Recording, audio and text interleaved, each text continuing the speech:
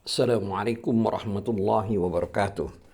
Alhamdulillahirabbil alamin wassalatu wassalamu ala asrafil mursalin Muhammad wa ala alihi wa sahbihi ajmain. Amma ba'du. Baiklah, kali ini kita akan membahas ayat 158 dari surat Al-An'am. Adapun terjemahan dari ayat 158 surat Al-An'am adalah sebagai berikut. Artinya, yang mereka nanti-nantikan hanyalah kedatangan malaikat kepada mereka, atau kedatangan Tuhanmu, atau sebagian tanda-tanda dari Tuhanmu. Pada hari datangnya sebagian tanda-tanda Tuhanmu, tidak berguna lagi iman seorang yang belum beriman sebelum itu, atau belum berusaha berbuat kebajikan dengan imannya itu. Katakanlah, tunggulah, kami pun menunggu. Demikian tadi makna arti dari surat Al-An'am ayat 158. Terkait dengan ayat tersebut, Allah Ta'ala berfirman mengancam orang-orang kafir, orang-orang yang menyelisihi para rasulnya, orang-orang yang mendustakan ayat-ayatnya, dan orang-orang yang menghalangi dari jalannya. Yaitu firman Allah ayat 158 surat Al-An'am ini yang telah kita bacakan tadi, di mana artinya yang mereka nanti-nanti tidak lain hanyalah kedatangan malaikat kepada mereka untuk mencabut nyawa mereka, dan atau kedatangan siksa Tuhanmu. Di sini maknanya adalah hal ini akan terjadi pada hari kiamat, atau sebagian dari tanda-tanda dari Tuhanmu. Yang demikian itu maksudnya adalah sebelum hari kiamat akan terjadi tanda-tanda kiamat serta ciri-cirinya. Sebagaimana hadis yang diriwayatkan Al-Bukhari, di mana Al-Bukhari meriwayatkan dari Abu Hurairah, di mana Abu Hurairah berkata bahwa Rasulullah Shallallahu Alaihi Wasallam telah bersabda, tidak akan terjadi hari kiamat hingga matahari terbit dari bagian barat. Maka jika manusia sudah melihatnya, akan beriman orang-orang yang berada padanya, yaitu pada hari datangnya sebagian tanda-tanda Tuhanmu. Tidak berguna lagi iman seseorang yang belum beriman sebelum itu. Jadi pada hari datangnya sebagian tanda-tanda Tuhan tersebut akan tidak lagi berguna bagi seseorang atau iman seorang yang dia belum beriman sebelum itu, maksudnya sebelum ada tanda-tanda itu. Ini ditakhrij oleh jamaah yang lain dalam kitab mereka selain At-Tirmizi. Ibnu Jarir meriwayatkan hadis dari Abu Hurairah yang berkata, Rasulullah Shallallahu Alaihi Wasallam bersabda, 3 perkara jika sudah keluar maka tidak berguna lagi iman seseorang yang belum beriman sebelumnya atau sebelum itu, yaitu matahari terbit dari barat, Dajjal, dan binatang melata di bumi. Hadis ini diriwayatkan oleh Ahmad, dan lafaz lain yang ada padanya adalah ad-dukhon atau asap. Kemudian diriwayatkan pula oleh Muslim. Adapun Ibnu Jarir meriwayatkan dari Abu Hurairah yang berkata Rasulullah Shallallahu Alaihi Wasallam telah bersabda, tidak akan terjadi hari kiamat hingga matahari terbit dari sebelah barat. Maka apabila telah muncul, maka manusia beriman seluruhnya hal ini pada saat itu, yaitu pada saat tidak berguna lagi iman seseorang yang belum beriman sebelum itu, maksudnya sebelum kejadian atau matahari terbit dari barat. Sedangkan dari Ibnu Jarir meriwayatkan dari Abu Hurairah, di mana Abu Hurairah berkata Rasulullah Shallallahu Alaihi Wasallam pernah bersabda, barang siapa yang bertaubat sebelum terbit matahari dari arah barat, maka diterima taubat darinya. Hadis ini tidak ada seorang pun yang mentakhrijnya dari para pemilik 6 kitab Sunan. Adapun dari Abu Dzar, Jundub bin Junadah, ia berkata, Rasulullah SAW bersabda, apakah kamu tahu kemana matahari pergi jika tenggelam? Aku menjawab, aku tidak tahu.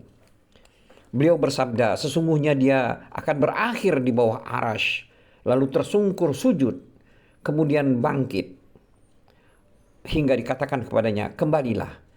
Maka sudah dekat waktunya, wahai Abu Dzar, untuk dikatakan kepadanya, kembalilah dari arah datangmu.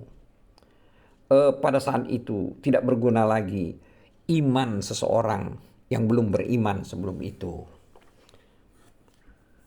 Hadis ini diriwayatkan oleh Bukhari dan Al-Muslim, dan selain mereka berdua, juga Imam Ahmad meriwayatkan dari Huzaifah bin Usaid Abu Sarihah Al-Ghifari, di mana beliau berkata, Rasulullah SAW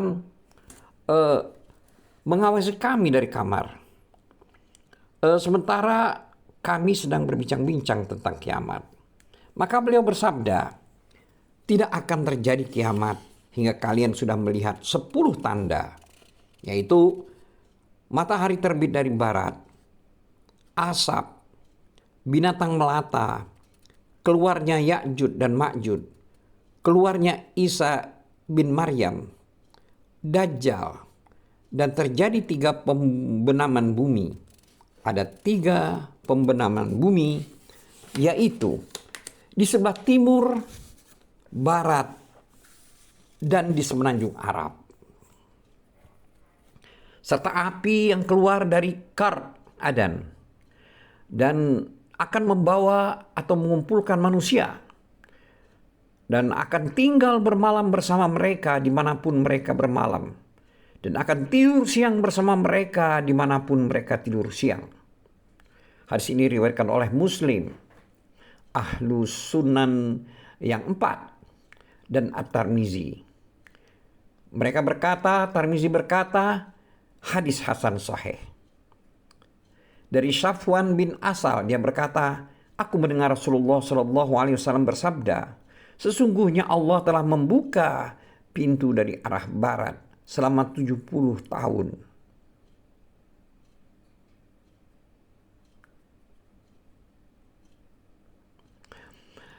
Diriwayatkan ini adalah Tirmizi dan disahihkan oleh An-Nasai, Ibnu Majah, dan hadis yang panjang.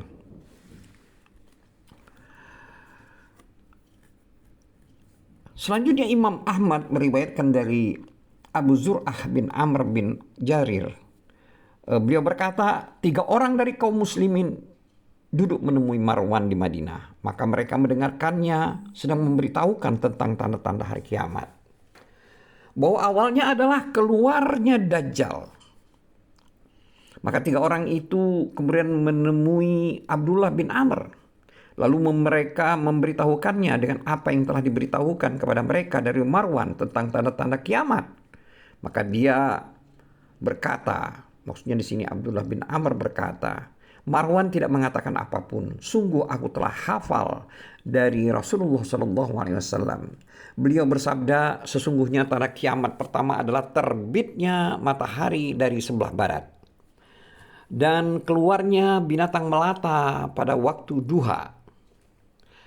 Apapun di antara keduanya yang sudah terjadi, maka akan disusul dengan yang lainnya. Kemudian Abdullah berkata, dan dia sedang membaca kitab-kitab. Katanya, dan aku menyangka yang pertamanya itu adalah terbitnya matahari dari sebelah barat. Dan yang demikian itu bahwa setiap kali terbenam ia datang di bawah arsy, sujud dan minta izin untuk kembali. Maka diizinkan dia untuknya keluar. Hingga jika Allah menerbitkannya dari sebelah barat, maka ia melakukannya sendiri sebagaimana sebelumnya ia lakukan. Lalu ia datang dari bawah arsy, sujud dan meminta izin untuk kembali. Maka tidak ditolak sedikit pun atasnya. Lalu diizinkan untuk kembali, maka tidak dikembalikan sedikit pun atasnya. Hingga jika sudah hilang pada waktu malam, artinya hilang waktu malam apa yang Allah kehendaki untuk hilang. Dan ia mengetahui bahwa jika sudah diizinkan untuknya keluar, ia tidak akan menemui sebelah timur. Ia berkata, "Wahai Rob, aku tidak menjauhkan dari bagian timur. Apa yang harus aku lakukan dengan orang-orang? Jika ufuk sudah menjadi seperti lingkaran, aku meminta izin untuk kembali." Maka dikatakan kepadanya, "Dari tempatmu itu terbitlah kamu." Maka ia terbit di tengah-tengah manusia dari arah barat. Lalu Abdullah membaca ayat ini, yaitu ayat 158 surat Al-An'am, di mana terdapat kalimat firman Allah yang artinya, tidak berguna lagi iman seseorang yang belum beriman sebelum itu, atau belum berusaha berbuat kebajikan dengan imannya itu. Hadis ini ditakhrij oleh Muslim, Abu Daud, dan Ibnu Majah.